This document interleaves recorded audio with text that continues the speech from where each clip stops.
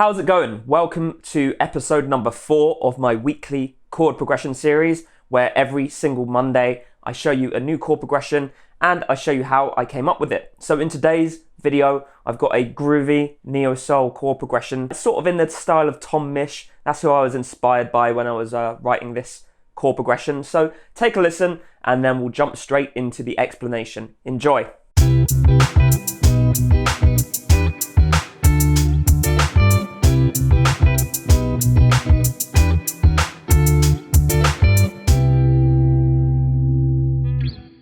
How's it going? I'm Dave and my channel's all about helping you create awesome neo-soul, R&B and other modern sounds on your guitar.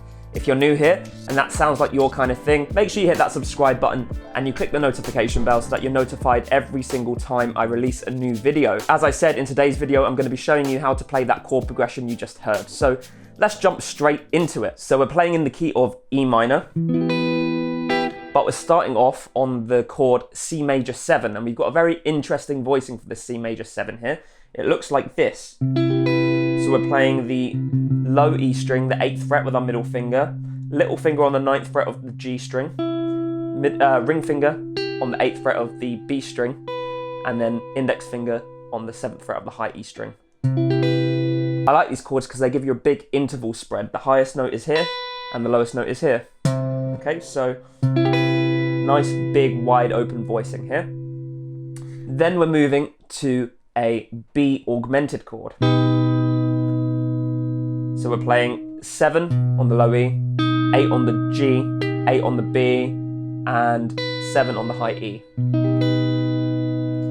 Now, 2 reasons I'm using this augmented chord with this sort of groovy neo-soul stuff. We want to create this sort of chromatic movement in the bass. Also, this B augmented chord leads very nicely into the E minor that we're heading to. So whenever you play an augmented chord, you can use it just as you would like a dominant chord. You can resolve it down a fifth. So a fifth below B is E, and that's where we're going to now. We're playing an E minor 7 chord. Okay, so far we've got C major 7, B augmented, then we've got E minor 7, sorry. Okay, and again, as I said, lots of chromatic movement in this chord progression. We're moving this E minor 7 down in semitones. Okay, great thing to do on a minor chord for neo-soul. So try that out in your own playing. That's most of the chord progression so far. Then we do a different voicing for this chord here. So we've moved down from E minor 7 to E flat minor 7 to D minor 7. And then we're going to play another D minor voicing that's up here on the 10th fret. And it's going to be a D minor 9 voicing. So we're playing the low E string at the 10th fret. And then we're playing this voicing on top, 10, 10, 12 on the top 3 strings. Okay. Classic neo-soul. I'm sure you've played that chord a million times. Okay, so we've got a D minor 9 voicing here. And then what we're doing is we're basically going back to the C major and we're doing a 2-5-1 to get into the C major. Okay, so D minor 9 is the 2. And then the 5 is G. Okay, we're heading back to C, so we have to play the 5, which is G, and we played this voicing here. Okay, so we've got the root, we've got the 4th, we've got the 7th, we've got the 9th, and then we've got the 5th. So it's like a G7 sus4 sort of voicing. And then we repeat the chord progression one more time.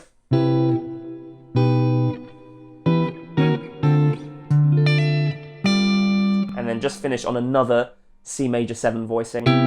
Just this standard C major 7 voicing that you're probably used to, okay? So 8 on the low E, 9 on the D, 9 on the G, and then 8 on the B string.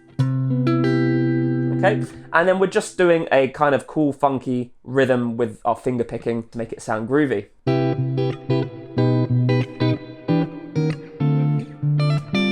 And if you want to add even more groove to it, on beats 2 and 4, you can give the strings a little slap.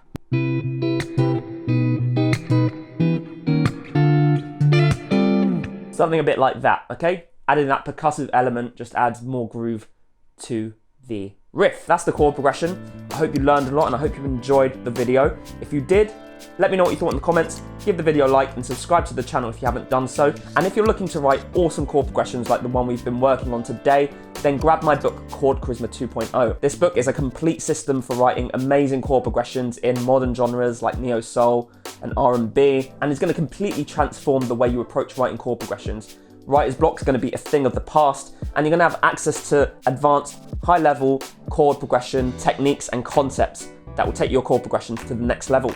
If you're not convinced, you can grab the first 2 chapters for free down in the description as well. So go and check that out. You've got nothing to lose there. Those first 2 chapters are going to show you how to write a basic chord progression with your standard 7 chords in your key.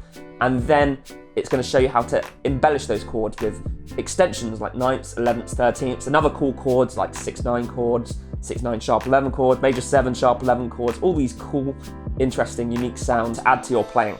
And that's just the first 2 chapters. So that's completely for free if you want to go check it out. And I hope you enjoy it. So that's it for today, and I will see you in the next video. Have a good one.